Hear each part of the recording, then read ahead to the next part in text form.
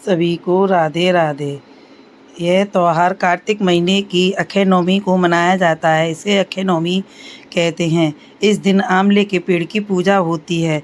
आंवले के पेड़ की पूजा होती है और घी का दीपक जलता है। चौमुखी आटे का दीपक जलाते हैं। आंवले की पूजा करते हैं। 108 परिक्रमा करते हैं। किसी भी सामान से 108 परिक्रमा करते हैं और एक दीपक एक घंटी में जल भर लेते हैं।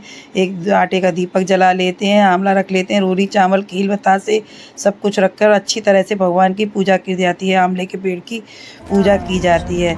पूजा करने के बाद 108 परिक्रमा लगाते हैं। भजन गीत गाते जाते हैं और परिक्रमा लगाते जाते हैं। परिक्रमा होने के बाद कार्तिक महीने की कहानी की जाती है। आंवले की कहानी कहते हैं। जो कहानी इस तरह है। एक बुढ़िया थी, वह रोज़ आंवला दान किया करती थी। रोज़ सोने के आंवले दान किया करती थी। उसके बेटे बहू को यह सब अच्छा न लगता। एक दिन बहू बोली कि आप माता जी रोज़ सोने के आंवले दान करते हो, इस तरह से तो हमारा सारा सोना ख़त्म हो जाएगा। आप चांदी के दान कर लिया करो। बोली ठीक है बहू, मैं चांदी के दान कर लिया करूँगी। माता जी फिर अब चांदी के दान करने लगी। फिर बहू बोली माता जी आप चांदी दान करती हो, इस तरह से तो हमारी सारी चांदी ख़त्म हो जाएगी। आप पीतल के दान कर लिया करो। तो वह पीतल के दान करने लगी। फिर वह बोली माता जी ऐसे तो पीतल भी ख़त्म हो जाएगी, आप लोहे के दान कर लिया करो। बुढ़िया लोहे के दान करने लगी। अब लोहे के दान करने के बाद भी वह बहू उसकी ना मानी। बोली माता जी ऐसे तो लोहे भी ख़त्म हो जाएगा, मिट्टी के दान कर लिया करो।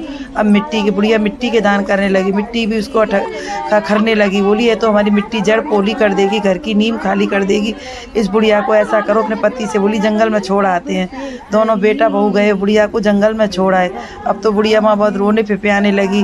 बोली हे कार्तिक देवता, अगर मैंने तुम्हारे सच्चे मन से पूजा करी, सच्चे मन से आंवले दान करें तो मेरे लिए यहीं पर सब कुछ हो जाए। वह आंवले देवता ने, कार्तिक भगवान ने उस पर मेहर करी और वहीं उसके लिए महल दुमहले बन गए और लहर लहर जमुना जी लहरने लगी। आंवले का पेड़ लग गया। अब तो बुढ़िया माँ रोज़ पूजा करने लगी। आने जाने वाले को भोजन भंडारा कराने लगी। उधर इसके बेटे बहू गरीब रहने लगे। उस तरह से बेटे बहू का बोले चलो हम दूसरे देश में पढ़ाने चले, माता जी को ढूंढ कर लाते हैं। अब से माता जी गई, तब से हमारे घर में कंगाली छा गई है। ढूंढते ढूंढते वहीं पहुँचे। बोले किसके हैं, पूछने लगे किसके हैं, ये बुढ़िया के हैं। बुढ़िया के महल तिवारे हैं। भैया अगर आपको चाहिए तो बुढ़िया के घर चले जाओ, बुढ़िया सबको आसरा देती है। इस तरह से वह बुढ़िया के यहाँ पहुँचे। बुढ़िया ने बेटे बहू को देखते ही पहचान लिया और काम पर रख लिया। एक दिन वह अपनी बहू से बोली चल मेरी कमर बीड़ दे। वह कमर बीड़ने लगी। वह अपनी सास को मस्सा देखकर पहचान गई और रोने लगी। बोली क्या मेरी काया को देख के रोई या मेरी माया को देख के? नहीं माता जी, ना मैं आपकी काया को देख के रोई ना आपकी माया को देख के रोई। आपकी तरह मेरी सासू थी, मैंने उनके साथ बड़ा बुरा व्यवहार किया। मान के तुम भी गलती मानती हो कि हाँ मैं अपनी गलती मानती हूँ। तो बुढ़िया ने अपनी बहू बेटों को माफ़ कर दिया और गले से लगा लिया और उनको वहाँ रहने लगी। और इस तरह से बुढ़िया अपना सब राजपाट भोग के सीधे बैकुंठ को गई। बैकुंठ में जाने के बाद भगवान तुलसी के सिंहासन पर जाकर विराजमान हो गई। बोले जैसी बुढ़िया माता उनके लिए आई ऐसे सबके लिए आई। इसके बाद यह कहानी कहने के बाद सब लोग भोजन प्रसादी पाते हैं और बामनी को सीधा देते हैं। इस तरह से कार्तिक की कथा पूरी होती है। इस दिन की पूजा करने से अक्षय फल मिलता है और हर मनोकामना पूर्ण होती है।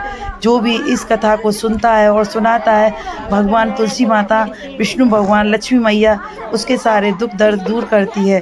बोलो विष्णु भगवान की जय, लक्ष्मी मैया की जय, आंवला भगवान की जय, मेरे तुलसी के